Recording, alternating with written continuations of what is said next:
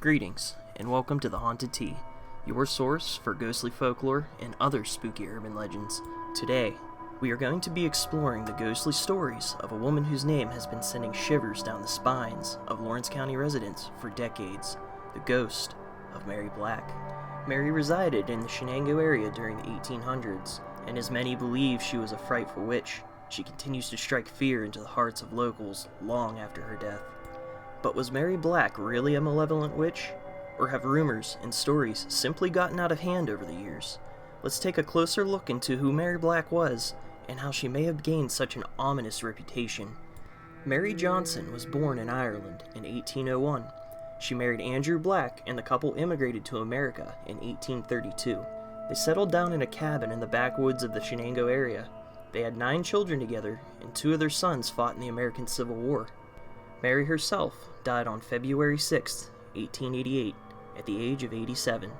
She was buried in the Tyndall Cemetery, gone from this world, but certainly not forgotten. The contemporary folklore story of Mary Black may sound very familiar to most listeners. The legend has it that if you stand in a dark room with a candle and say her name into a mirror, her ghost will appear and scratch your face with dagger-like fingernails. There are a few variations, such as how many times to say her name, or what time to conduct the ritual, but the result is always the same. Mary rises from her grave to exact a toll of violent retribution. This story is practically identical to the well-known Bloody Mary legend. As far as we can tell, the Bloody Mary catoptromancy game saw a rise of popularity in the 20th century, and the story that we know today has evolved from a fortune-telling game played long ago. Young girls would use a mirror to summon a phantom or witch and ask them questions about their fortunes, mainly marriage and children. In those days, Bloody Mary was not always a vicious entity. However, in the contemporary story, completing the ritual is always supposed to result in an attack. There are 2 major historical figures suspected to be the origin behind our aggressive ghost in the mirror. The main woman behind the legend is believed to be Mary I, Queen of England and Ireland from 1553 to 1558. She was the daughter of the infamous King Henry VIII, well known for his numerous wives and his role in the Protestant Reformation.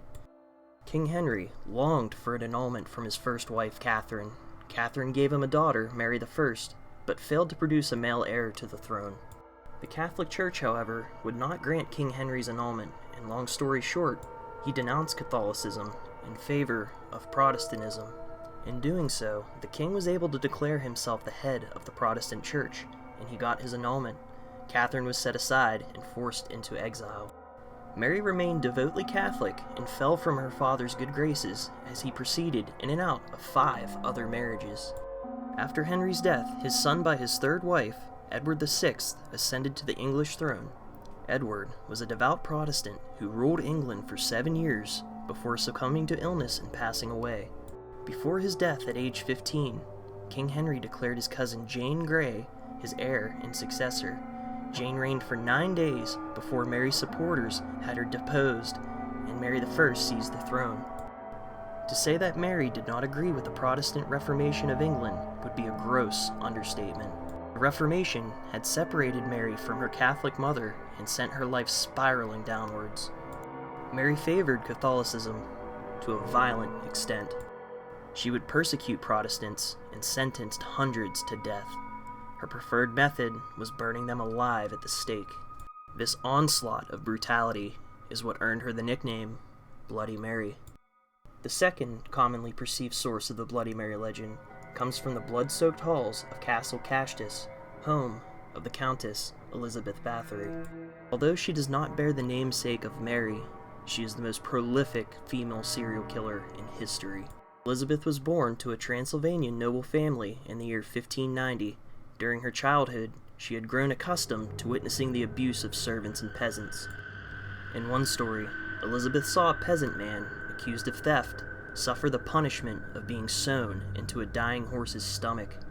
She reportedly found the cruel and unusual torment to be quite funny, and she was seen laughing at the dying man.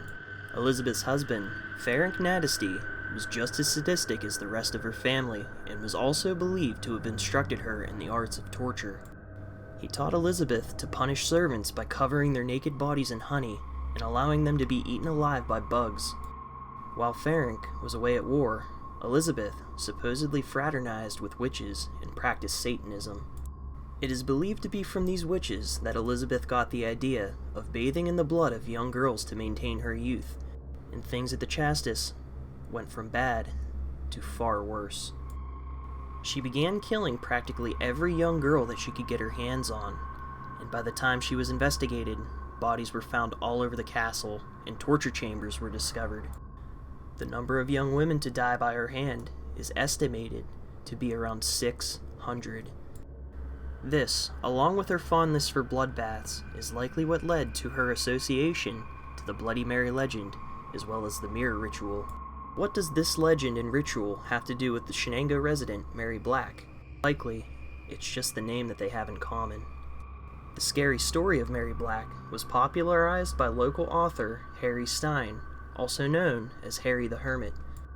Stein was born in 1903, 15 years after Mary Black's death. He eventually settled in the Turkey Hill neighborhood near the old Tyndall Cemetery where Mary Black was laid to rest.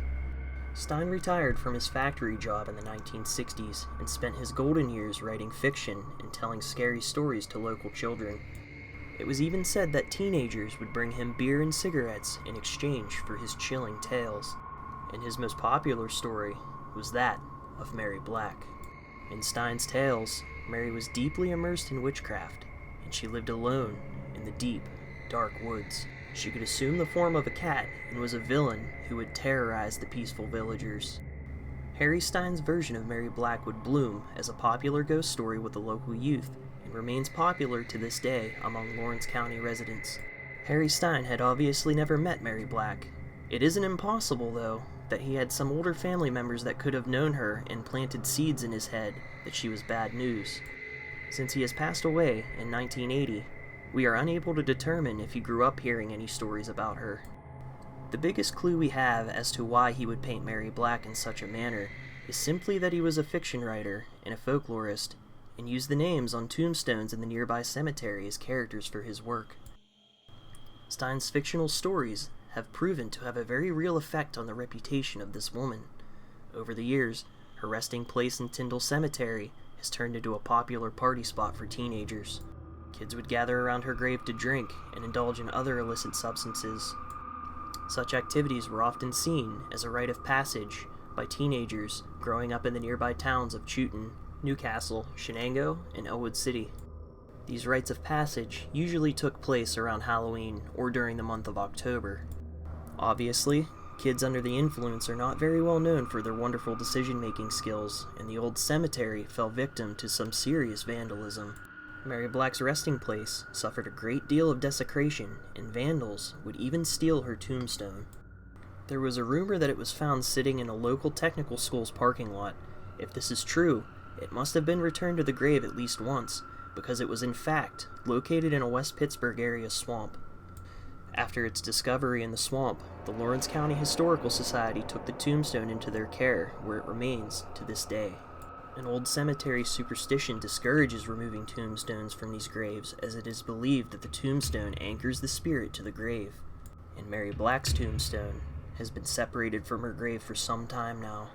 Also, more disturbingly, the morbid curiosity prompted by the legend of this local witch caused someone to go as far as trying to dig her up. There is an indentation in the ground above her grave, indicating that someone had been digging there. It is unknown if this person achieved their goal, or why they would want to commit such a heinous crime. Some speculations include a grave robbing venture to steal the jewelry that she was allegedly buried with, or possibly that it was done as some sort of satanic ritual. The local descendants of Mary Black vehemently proclaim that she did not participate in any sort of witchcraft or occult activity. In life, Mary Black was very likely an average person who just preferred to keep to herself. However, could the harassment of local youth and grave robbers have soured her spirit in the afterlife? And if so, could you really blame her? There have been rumors of people seeing shades and other apparitions in the woods around her grave. Occasionally, some kid will be scared away from the cemetery by snapping twigs and eerie moaning sounds emanating from the dark forest. One Chewton resident reported a frightening encounter at the Tyndall Cemetery, which seems to indicate that the spirit of Mary Black is trying to scare away those disturbing her rest. One night, in October of 1976, a group of friends visited the Tyndall Cemetery to investigate the rumor that Mary Black's spirit would rise from her grave every night at midnight. The source claims to have seen a tombstone in the dark woods and could even read the writing on it. However, when she and her friends got closer, they realized that she was actually looking at a tree trunk. She stated that it felt like Mary Black was guiding her to that tree trunk, and as she was insisting to her friends that she had clearly seen a tombstone, she could feel something beginning to grab at her leg. When her friends shined their flashlight at her leg, they saw an arm reaching out of the ground gripping her. The hand then slid down her leg and scratched at her ankle before disappearing back into the ground. The group of teens all fled the scene in terror. The legend of Mary Black, the sinister ghost of a witch, may have just been a fabrication of a local folklorist. She was likely just a typical woman for her time. However, as the popularity of her story gained momentum long after her death, her blessed sleep was routinely disturbed. Constant partying and grave desecrations may have made Mary's spirit restless. Perhaps this disrespect for the dead has angered her from beyond the grave, and her ghost wanders the woods around Old Tyndall Cemetery, seeking to ward off those who wish to disturb her slumber. These days, Mary receives far less visitors. The once easy-to-locate cemetery is now completely surrounded by swamplands, and there is no longer a reliable trail leading to her resting place. The Old Tyndall Cemetery can be very difficult to locate if you aren't exactly sure where you are going. It is not recommended you try to seek out Old Tyndall Cemetery on your own, unless you are accompanied by a guide who has been there multiple times. The area is thick, overgrown, and swamped out by a newly constructed beaver dam that has overtaken the area. And if you do visit the old cemetery, please respect the dead. Do not vandalize any of the tombstones, and do not leave any garbage behind. Leave only footprints. However, if you happen to be venturing through the woods of Turkey Hill at night, be wary. You may just encounter the agitated spirit of Mary Black. Thank you so much for watching our video. If you have any stories or experiences regarding the legend of Mary Black's grave, please let us know in the comments below.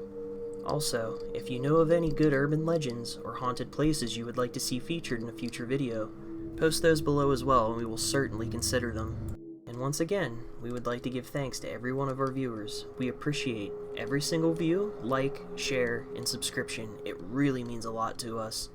Until next time, stay safe out there, friends.